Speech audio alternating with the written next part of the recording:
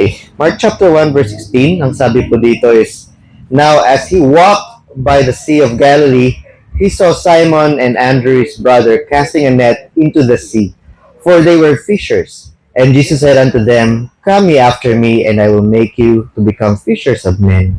And straightway they forsook their nets and followed him. And when he had gone a little farther thence, he saw James the son of Zebedee and John his brother, who also were in the ship mending their nets.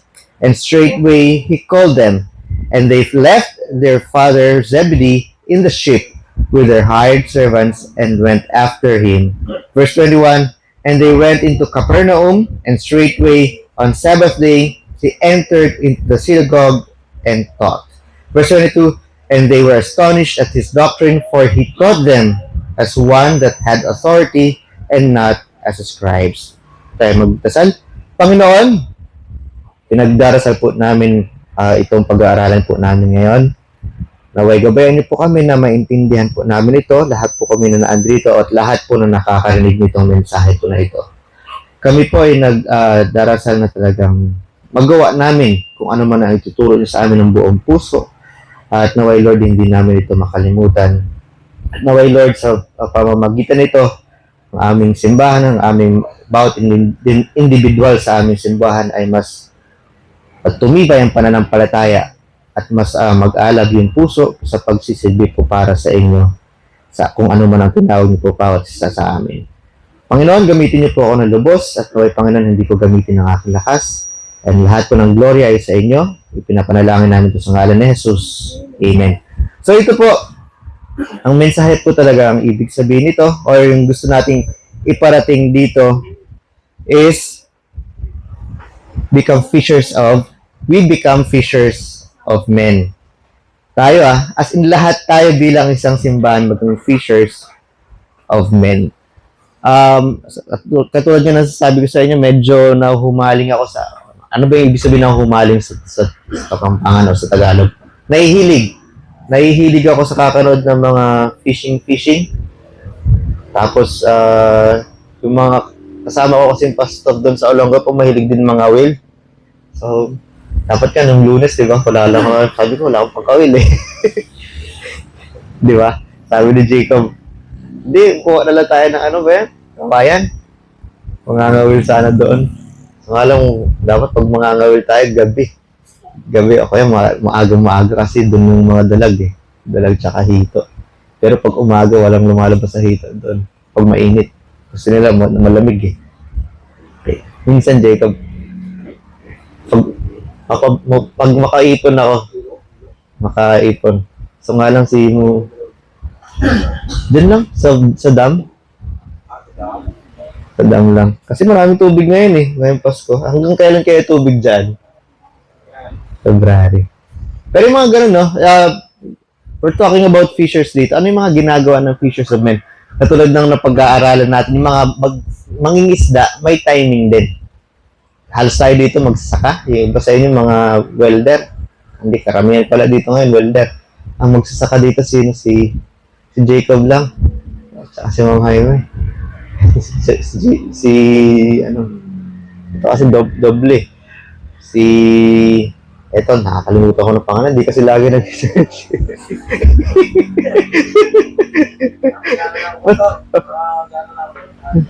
Pag-apply ka na sa bangko. Sa January po. Wait, 30. Sa January. Sa January pa yata bukasan ng mga sa bangko. Pero si Mang Willie naman. Let's pray for that one.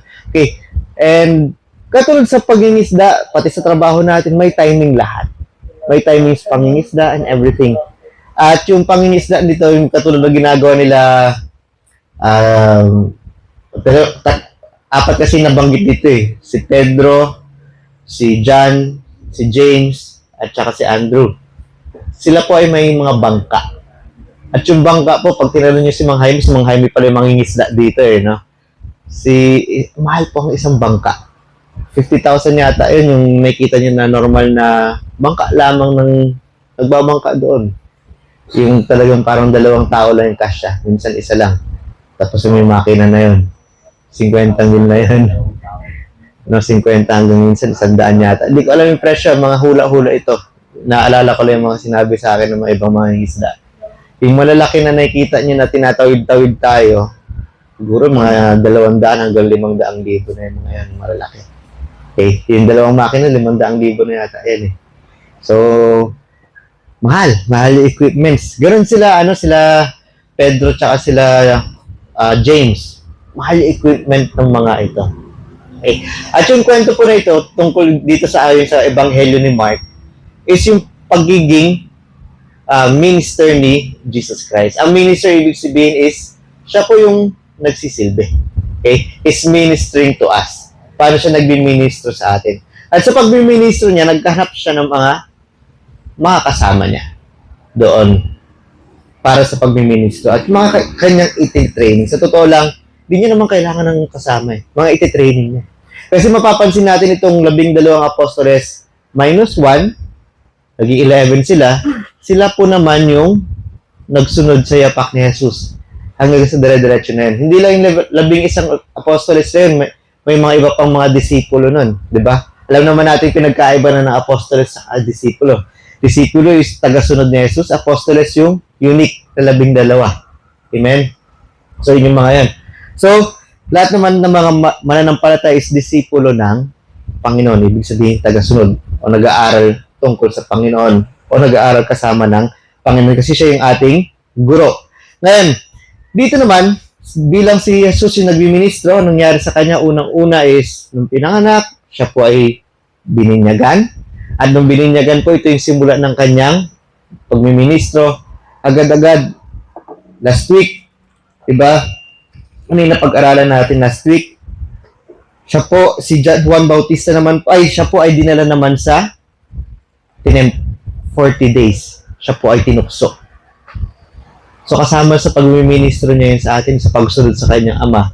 At paano siya maging isang ministro, paano niya nagagawa yung gawain ng Diyos. Siyempre, Diyos siya, pero naging example siya sa pamamagitan ng lakas rin ng Diyos. At ito yung banal na Espiritu. At yung kaalaman ay galing sa Diyos Ama. Kasi si Jesus naman yung nagtupad para naman tayo ang maligtas. Ba tayo ang magligtas, And then dito, dumating oras na yun, siya rin ay nag-preach at ang unang preaching niya is kailangan magsisi yung mga tao. Magsisi at magtapat at manampalataya kay Jesus. Amen? Manampalataya sa Diyos. Ngayon, sabi dito sa verse 16, now as he walked by the Sea of Galilee, siya po ay naglalakad doon sa dalampasigan ng Galileo. He saw Simon and Andrew, his brother, casting a net into the sea, for they were fishers. Unang-una niya po nakita si Andrew tsaka si Simon. Si Simon ay papalitan ng pangalan maya't maya sa nabasa natin sa Matthew chapter 16, naging Pedro siya. Pero bago po yun, dalawa po kasi dito, si Simon tsaka si John, ay medyo may special ng pag-aaral. Sila po ay disipulo ni Juan Bautista. Pag sinunod niyo po yung John chapter 1, verse 40, okay? John chapter 1, verse 40, sabi ito, pag nakikita niyo ito po yung tungkol sa baptism ni Jesus Christ.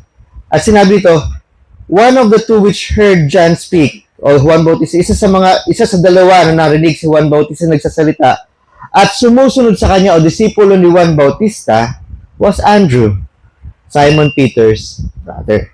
At makikita nyo din dito, okay, ang nagsusulat po dito ng John ay si John the Beloved. Okay? So dito po, pag nababasa nyo po ito, sa verse 31, sabi dito, I knew him not, but that he should be made manifest to Israel. Therefore, I am baptizing with water. And John bear record saying, I saw the Spirit descending from heaven like dove, and it abode upon him. Yung sir, dito po yung nagsusulat po dito ay si John Mark. Okay? Pero, and John bear record po, ang ibig sabihin, si John po pala, ito yung John talaga, John the Beloved, na pagkapapalit ko, si John Mark pala yung nagsulat ng Mark. Si John po, sabi niya, nakita ko mismo yung kalapati na bumababa sa langit. Ang gusto ko lang pong ipunto dito, si John tsaka si Andrew po, sila po ay talagang nag-aaral na tungkol sa salita ng Diyos sa ilalim po ni Juan Bautista. So sila po ay mga matatapat na po sa Diyos at sila po talaga ay nag-aaral na ng salita ng Diyos. Okay? At yung mga bagay po na ito ay napaka-tindi para dito. Okay? Kasi alam niyo po, ang naghanap po sa kanyang kapatid dito, kaya napunta si Jesus rin doon, ay dahil po si Andrew, sinabi sa verse 41, he first findeth his own brother Simon and says unto him, we have found the Messiah, which is being interpreted the Christ. And he brought him to Jesus. So si Andrew po, dinala niya po ang kanyang kapatid kay Jesus. At siguro, o ito rin po siguro yung panahon na yon, pumunta naman si Jesus para puntahan yung magkapatid habang sila ay nangingisda. Sila po ay nangingisda. At nung nakita naman dito sa verse 16 ng Mark chapter 1, sabi dito nakita niya si Simon tsaka si Andrew, then nakausap niya na siguro si Simon tsaka si Andrew pagkatapos ng kanyang binyag, okay? Na sila po ay naghahagis ng kanilang lambat. Okay? Sila po ay, they're casting a net into the sea for they were fishers. So isipin niyo po, may kaya to si Andrew tsaka si Pedro, may negosyo sila. At sila po ay naglalagay po ng kanilang mga lambat doon sa may dagat. At ito may mga tauhan tong mga ito eh. Si Andrew tsaka si Peter. Kasi pag tinignan natin sa mga last pages po ng ng Luke tsaka Matthew, 'di ba? Lalo na sa Luke, si Pedro bumalik sa pagiging mangingisda. Tapos sabi ni Jesus, doon mo itapon sa kabila yung Tapos nakakuha sila ng maraming isda. Pero sabi nila, ay, hindi kaya ng aming bangka yung lambat, masisira. Diba? So, nagtawag pa sila ng mga kasama nila. Ibig sabihin, malaki lambat nila at yung bangka nila ay may kalakihan din. At may tauhan sila. Amen? So, yung mga bagay na ito, ibig sabihin, ang gusto ko ipunto dito talaga may kaya sila. At nung sinabi na sa verse 17, and Jesus said unto them, come ye after me, and I will make you become fishers of men. And straightway they forsook their nets and followed him. Okay? Sa verse 18, sabi dito, ang straightway po and straightway, ibig sabihin ng straightway ay agaran. Agad-agad dyan. Ano ibig sabihin ng forsook? Tinalikuran na nila yung kanilang mga lambat at sila po ay sumunod kay Jesus. Tandaan po natin si Andrew dito is malamang ligtas na ito. Dahil siya po ay talagang repented na. Si Peter, pwedeng hindi pa, pero tinawag na siya ng Panginoon dito. Siguro dito siya naligtas. At isa pa dito, no?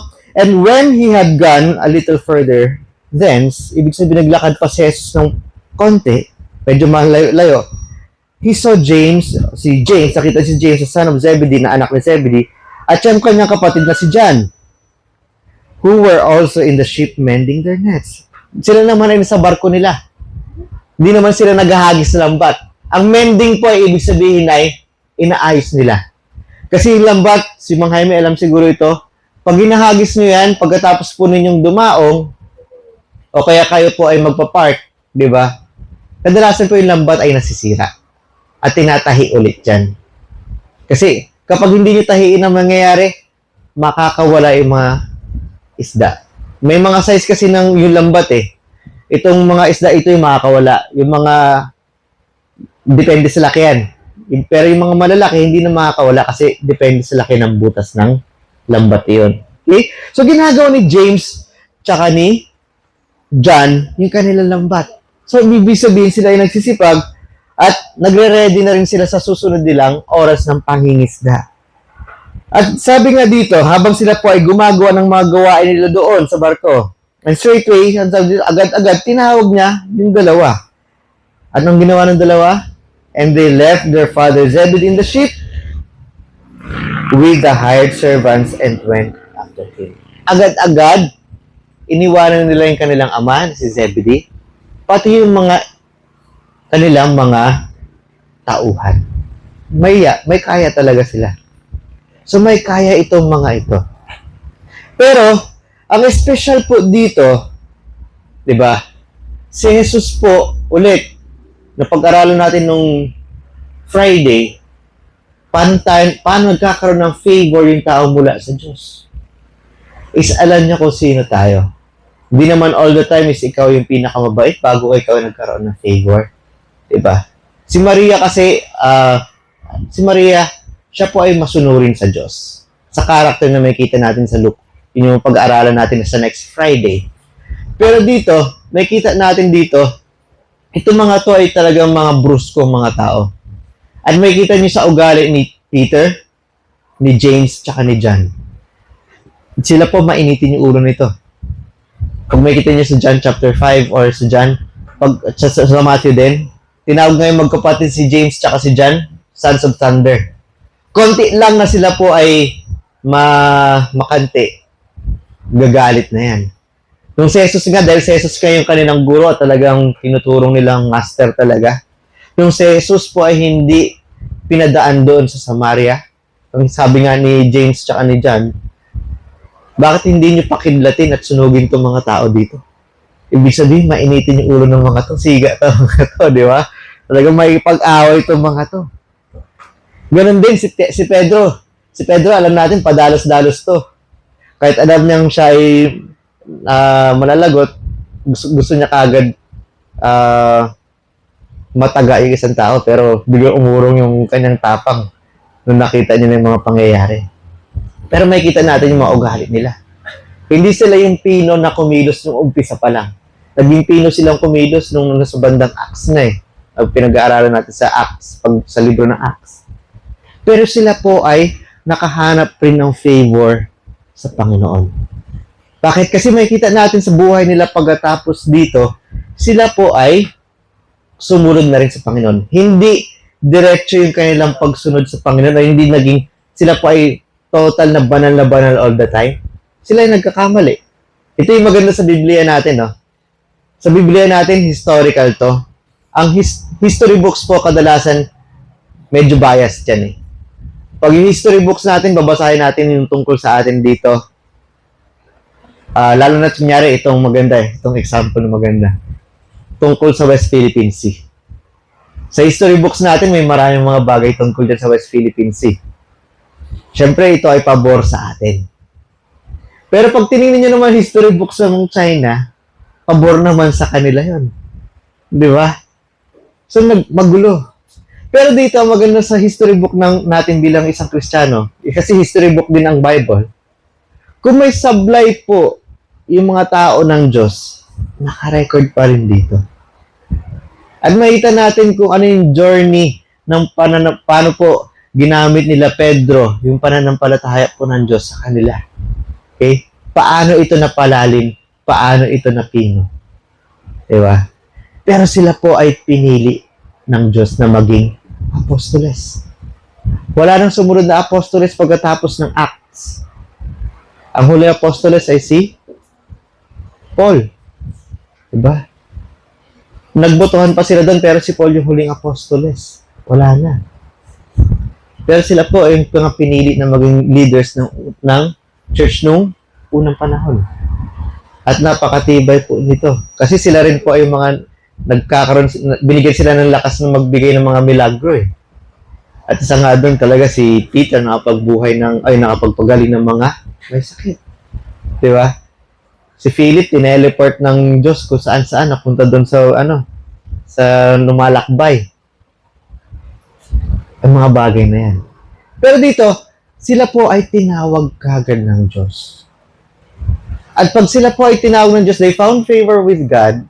Kung sila po ay tinawag ng Diyos, when they were called, ang unang-una po nilang ginawa ay iniwanan na nila ang ginagawa nila.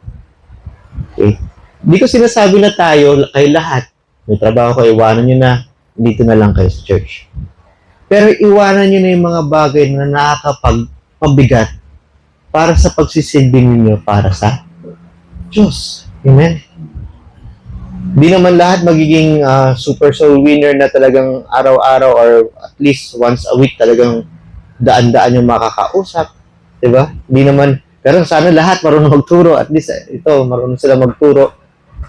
Mga churches lalo na yung maraming mga member, hindi lahat nagtuturo. Amen? Pero pag kayo tinawag sa isa specific na bagay para sa inyo, kailangan iwanan. Kaya sabi ko sa inyo, ito isang mensahe para sa akin. Diba? Kasi may mga pabigat sa akin, sabi ko, kailangan ko na yatang iwanan yung mga bagay na yan. Okay? So, ano yung mga bagay na ito na nagpapabigat sa inyo? Amen? So, at tulad sa atin, we have worship every Sunday. Sana buong Sunday, anytime pwede tayong tawagin kapag may mga occasion. And gusto ko rin kayo sama. Pag kunyari, nagtawag itong church, alam ko medyo mahihain lahat kayo dito eh. Halos lahat mahihain eh. Ibang churches kasi gusto tayo makasama, dahil nakita na rin kayo dito dahil sila pumunta sa anniversary natin. Pag meron silang mga okasyon doon, hindi sila naghahanap ng bilang, kundi gusto lang nilang makisaya sa atin, ay gusto nilang marinig rin natin yung salita ng Diyos para sa okasyon na yan. Amen? Kasi hindi naman lahat ng churches kailangan ng report eh. Actually, yung mga kaibigan natin dito sa Pampanga, wala na. Hindi na kailangan ng report. They just really want to fellowship with us. And most of the time, Sunday po nangyayari yung mga bagay na yan. At ito nga, alam ko medyo si Pastor Jonathan, anniversary nila ngayon, medyo short in budget yan, kaya short notice lang din yung bigay niya. So most likely, between the lines, kayo mga pastor lang, so pamilya niyo yung mga invitation ng mga ganyan. Pero pag hindi, pag kunyari matagal na nag-invite, ibig sabihin gusto na tayong makasama ng mga tao na yan. Katulad yan, by January, meron tayong Baptist Day. I think sa Subic ito. Subic or Castillejos. At gusto tayong makasama ng mga ibang Baptist. Okay? At makikita nyo din dyan. Hindi tayo pare-parehas lahat tayo ng mga Baptist yung mga pinaka-staple na ginagawa dito sa church. Kasi unique tayo sa bawat isa eh. Sabihin natin, yung church natin magaling dito, yung church na magaling doon. Diba? Parang katawan niya, may ulo, may paa, at may kamay. Okay? So, yung mga bagay na kaya sabi, sana Sunday bakante tayo para sa Panginoon. Hindi naman sinabi sa Biblia, Sunday dapat tayo nag-worship eh. Diba? Pero nakasanayan na po ng mga ninuno nating mga Kristiyano. Hindi na tayo Sabado nag-worship, katulad na nangyayari sa mga Israelita. Ceremonial law po yan. Pero sa unang araw ng linggo po, doon nag-worship. Pero sa akin, bilang isang pastor, naniniwala ko napaka-importante ng Sunday kasi ito yung celebration natin na nabuhay muli si Kristo. Inaalala lagi natin yan. The first day of the week, nabuhay na magmuli si Jesus. Okay, nung Sunday. At gawin natin special ito para sa Kanya lagi. To worship. Amen? So, ano yung mga bagay na yan na naghahadlang para sa atin para magsilbi sa Panginoon? Diba? Sabihin natin, yung iba is really church workers at marami tayong kilalang church workers talaga na binitawan nila talaga yung magandang buhay nila to be church workers, to be missionaries, to be pastors. Okay? Hindi ko sinabing pastors lang, pati yung mga church workers. Ang church worker, aasa yan sa tithes and offering. Full-time church workers, yun ang mangyayari. At nakakatuwa, pag pupunta kayo sa maraming churches, katulad sa Subic Bay Baptist Church, nakakita na kayo mga church workers doon. Sa Longapo Bible Baptist Church, sa ibang mga churches pa. Si Joralyn, naging church worker to. Hindi marangya yung buhay. Pero hindi nagugutom yung mga tao doon. Yun ang katotohanan. Amen? Lalo na pag maayos yung administrasyon sa church doon, masaya. Okay? Masaya dahil lahat, ang focus nyo halos araw-araw yung Diyos. And kapag ganun, kunyari, ang simple lang napupunta kayo dito, masaya tong bagay na ito. Amen? And yung iba si dito nakaranas na ng ganyan when I was, ako nakatira dito. Amen? Kaya sabi ko, ano pa ba nagpapabigat sa akin? Sa totoo lang, bakante yung schedule ko ngayon eh. Ang trabaho namin nila Boy is 6 na oras lang. Pwede na yata tayo magsimula alas 2 ng madaling araw, no? Sumala, sigurado. Ako yung sigurado mayayari sa mga quality doon. Kasi ngayon nagtatrabaho ko, kadalasan may inaasikaso lang. Halos nagsisimula ako alas 5 na ng hapon. Tapos, kaya natatapos ako mga alas 11. Yun naman, wala naman na ako. So, balik na rin natin. Kasi pwede na eh. Di ba? Yung mga bagay, may bibitawan din si pastor. marami rin bibitawan. Sa atin pa, anong bibitawan nyo? May tao ba kayong bibitawan? Minsan tao yung bibitawan nyo eh. Diba? Itong taong ba to? Kasi kapag kasama ko to lagi, barkada ko to, lagi ako napupunta sa masama. Napapainom ako. Diba? Kapag kasama ko to, napapachismis ako. Hindi naman ibig sabihin, hindi na kita kaibigan. Diba? Ganito yung gawin nyo. Okay? Lagi nyong ipakilala o kausapin nyo tungkol kay Jesus. At pag kaibigan talaga, hindi kayo iwanan nyo. Diba? Mahatak nyo pa yan sa church. Pero, pag di nyo siya kaibigan, iiwanan kayo niyan. Mukha naman Jesus ta. Mas maganda sabihin, mukhang Jesus tong tao ito. Diba? Kasi yun ang ginawa nila, Pedro, ni Andrew, ni James, tsaka ni Juan. Naging si Jesus yung kanilang focus dito. Ayaw sabihin Santiago kasi pag James, paano naging Santiago si James? The translation, no? Pero James na lang, ha? Okay? So yun po, no? Iniwanan nila. Kasi makikita natin dito sila, lalo na sila James tsaka si iniwanan pa, pati nila yung tatay nila, malakas pa eh. Iniwanan din nila yung mga tauhan nila, negosyo nila, makakasagabal to sa pagsunod kay Jesus Christ. Kasi yung pagsunod kay Jesus Christ no ginagawa nila is talagang araw-araw maglalakbay sila. At yung ministro ay pagmiministeran din nila. Asikasuhin din nila yung ministro. Okay? Kasi sila rin ay magiging ministers.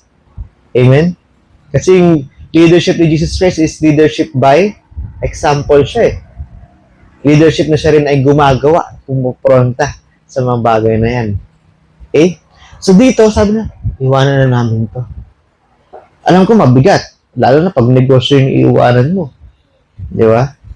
Ang bigat naman nito, ito yung pinagkakitaan namin. Negosyo.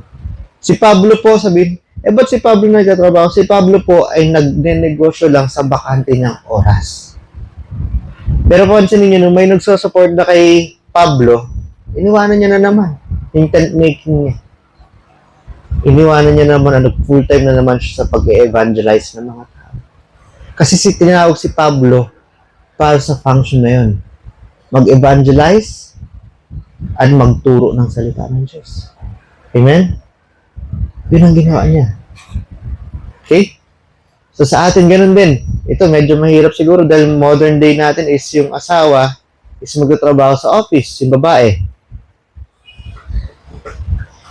Pero sa Old Testament talaga, hanggang dapat, ang design talaga ng Panginoon, yung babae, hindi naman siya yung housewife ka lang. Ang bigat kaya maging housewife, di ba? Ano, umaga-umaga, anong ginagawa? Kunyari, wala kang kasamahan sa bahay. Ikaw yung unang-unang magigising. Sabi ka sa Proverbs, ano yung Proverbs, Virtuous Woman, 31? Di ba? Sino unang nagigising sa umaga? Si inay. Diba? Sa pagsunod sa Diyos, siya yung unang gigising sa umaga. Anong gagawin? Mag-asikaso para sa pamilya. Diba? Ang bigat ng trabaho ni inay. Kasama si asawa, syempre, asikasuhin niya. Tapos sino uling matutulog sa gabi? Sabi sa Proverbs 31, si inay na naman. Diba? Mag-asikaso sa pamilya. Ang bigat. At sa pagtuturo sa mga anak, habang bata, napaka-essential ng nanay. Kasi yung mga bata natututo hindi sa school sa bahay. Pag sila yung matututo sa school, sa godly schools talaga. Amen? Kaya nyo ba yung homeschool si Tete? Alam ko medyo conventional tayo ngayon, pero biblically, homeschool yung mga bata. At yung homeschool dito sa Pilipinas, ang mahal. Ang mahal. As in, naghahanap ako ng homeschool kasi si Jacob, sabi ko maganda yata yung homeschool si Jacob. Kasi inisip ko dati ko, pag in-homeschool ko si Jacob, sa tabi ko habang nagtatrabaho ko sa umaga. Sa hapon nandito kami. Ano kayong setup kay Jacob? Pagkakita ko, pambira, nakakalula pala yung mga version ng homeschool na ito. Hindi siya nakakatuwa. Diba? Kaya maintindihan ko, syempre low budget. Is yung mga bata, pupunta ng public school. Okay? Pero gayon pa man yung nanay, napaka-tingin yan. Sabihin natin, natapos niya yung paglilinis ng bahay and everything sa pag-manage ng bahay. Eh, yung ipon, pag may ipon, dapat ininegosyo niya rin. Kasi as a virtuous woman, yun yung ginagawa. Diba? So, dun pa lang, kaya bang bitawan yung pera na madadagdag sa pamilya para sa mga wants, para sa pagsunod sa Diyos? Diba? Ay, hirap. Pero pag sa pananampalataya tayo sa Diyos, ito sila Pedro, save na sila dito. Agad-agad iniwanan nila para sa function nila sa Diyos.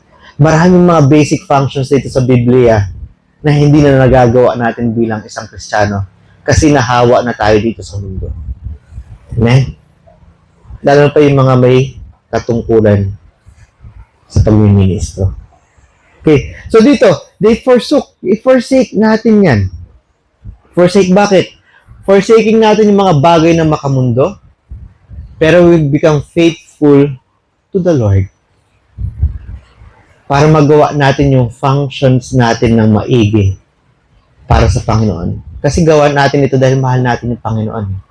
Dahil sa pananampalataya natin, sa pagmamahal natin sa Panginoon, we do our functions properly. At napag-aralan nga natin, hindi tayo dapat ang gumagawa ng mga gawain na ito. Ito ay gawain ng nino? God. Amen? So dito sila po ay iti-training ng Panginoon. At agad-agad sabi, nakita nila, this has more profit sa kanilang buhay, hindi sa pera. It's more profitable sa kanila dahil ito ay mas matinding tawag. Kasi hanggat hindi natin nakikita, ito ay matinding tawag para sa atin na galing sa Panginoon. Kasi pag yung focus mo talaga ay Panginoon, alam natin siya yung pinakamahalaga sa lahat, siya yung pinakamakapangyarihan sa lahat, agad-agad sabihin natin, ito mas importante ito. Kasi ito yung sabi ng Panginoon. Pero pag yung focus natin nakafocus sa mundo, mas titigan natin yung mga bagay ng mundo kagad. So let's start focusing on God para ma-forsake natin yung mga bagay ng mundo and we will become faithful sa ating Panginoon. Amen? So gayahin natin sila. Hindi biro yung kanilang ginawa. At isa pa po dito, sa mga bagay na ito, ang ginawa nila, they went, pagtingin nyo sa verse 20. Verse 20 at verse 18. And followed him. Sabi, straightway they forsook their nets and followed him. Sa verse 20 naman, sa huli, sabi dito, and went after him. Ito kagad ibig sabihin they followed. Diba?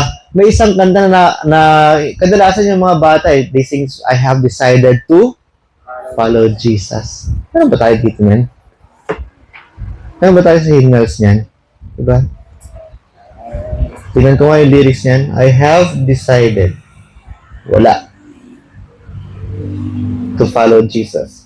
Tingnan natin sa internet ko ano yung may kasi sabi dito, I have decided to follow Jesus. No turning back. No turning back. So sila, they have decided to follow Jesus. And makita natin by history, ayon sa Biblia, is sila po ay hindi na tumalikod. Yes, nag-backslide sila. Sana hindi tayo mag-backslide ni isa sa atin. Kung meron na sana hindi na maulit pang muli. Amen? I pray for that one. Is, ayun, they continued to follow Jesus.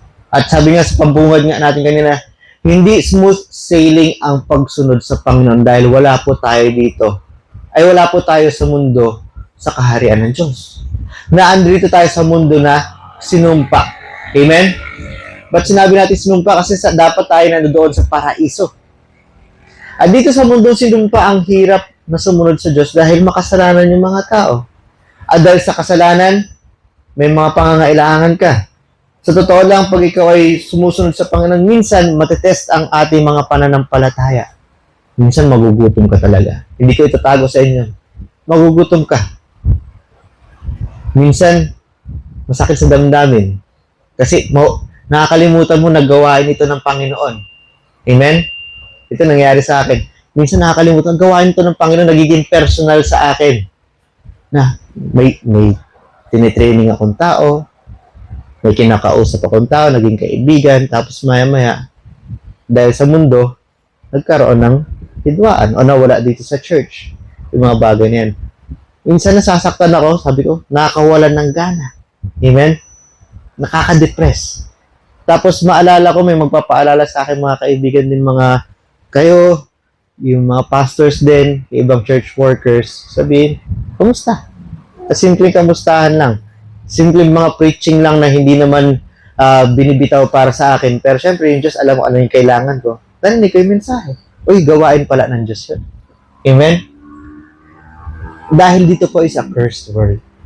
Pero may tanong ito, they never turn back their self to Jesus Christ. Isa lang yung nag-turn back to Jesus. Kasi hindi naman talaga siya nag-follow. Sino yun? Si Judas. Amen? Yung tunay na magpa-follow sa Panginoon, bibitawan lahat.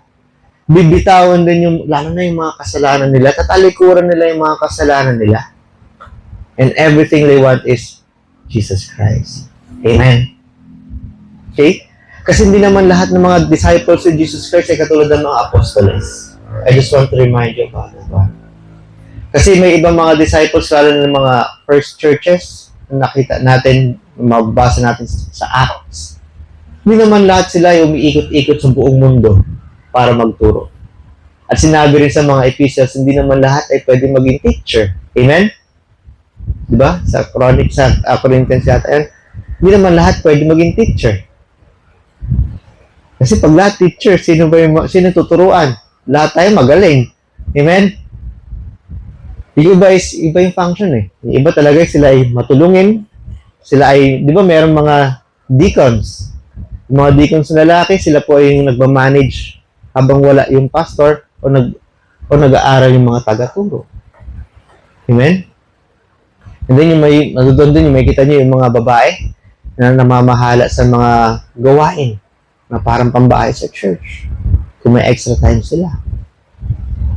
So, hindi lahat ibig sabihin ay puro ganun lang gagawin. Paiba-iba rin yung function. Iba, they're givers. Yung mga bagay na yan. Pero ganun pa man yung pagsunod sa Panginoon sa mga bagay na yan is merong ups and downs bilang isang tao. Amen?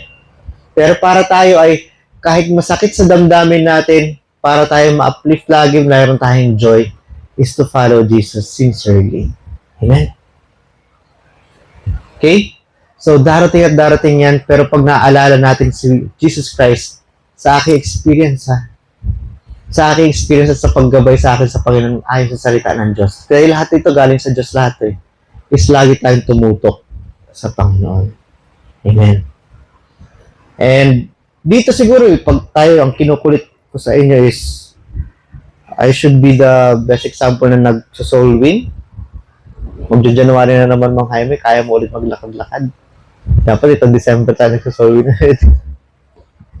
Kaya, hindi na mahiya. Hindi na tayo dyan sa Palkarangan, 2 taon na tayo dyan paikot-ikot eh. Ang hirap maghatak ng tao. Siguro Palkarangan yung banda dito sa anong purok yun? 13 ba yan? Yung kila purok sa East. Doon siguro. Doon yung maraming tao eh. Yung banda rito, yung banda kila sa mga diwa dito. Walang tao doon. Walang tahimik doon. Gabi.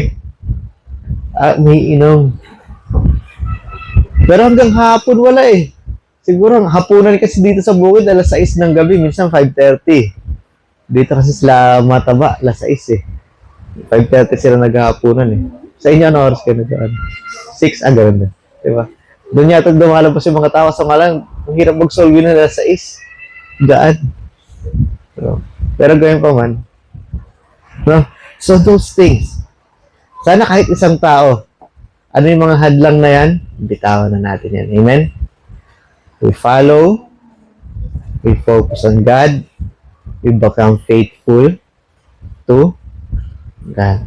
Okay? Yung faithfulness natin, ibabalik ni Jesus sa atin lagi. Kasi galing naman lahat kay Jesus yan eh. Binibigyan tayo ng lakas, para tayo ay sumunod sa Kanya. Bibigyan tayo ng maraming blessing. Hindi blessing lagi na puro pera. Pero pag sumusunod tayo sa Panginoon, magiging maayos yung ating buhay. Okay? Hindi ko sinasabi yayaman ha, hindi kayo magugutom. Tayo ay maging faithful and mas i-bless pa tayo na mas marami tayo magagawa para sa Kanya. Focus lang tayo sa Kanya lagi. Amen? Okay. So yun lang po. Maiksing mensahe lang po ito. Maiksing mensahe na 40 minutes lang. Okay. So again, follow, focus, and your faith. And use the faith of God. Kasi hindi ko sinasabing pananampalataya natin to. We always rely on our Lord. Para i-forsake din natin yung mga mabibigat na bagay na yan na nagpipigil para tayo ay lumipad ng todo sa ating pananampalataya. Let's pray. Lord, kami po ay nagpapasalamat sa oras na ito. Salamat Panginoon sa mensahe na binigay niyo sa amin. Salamat Panginoon na talagang ginawa niyo itong pangyayari kila James, kay John, kay Peter, kay Andrew. Kung paano po Panginoon na sila po talaga finersake nila yung bagay na maganda para sa mundo. Pero sila po, they followed you through your faith, through faithfulness, Panginoon. And Lord, na talagang nakita namin hanggang dulo, na bless niyo po sila na maging faithful lalo hanggang sa kanilang huling mga hantungan, ikaw po ang kanilang focus. We pray, Panginoon, na lalo na ako na sana naman hindi po mapahamak yung mga kapatid ko po dito sa True Vine Baptist Church. Dahil sa faith, by your will, Panginoon. Ngunit they will always focus on you and forsake those things or people na talaga nag-hold back sa kanila. Lord, basbasan niyo po yung bawat isa at naway, Panginoon, kayo po mapansin sa oras na ito. And we pray all this, Lord, in Jesus' name, Amen. Okay. Nakakatuwa lang itong I have decided to follow Jesus. Kantayin nga natin. Nawala yata.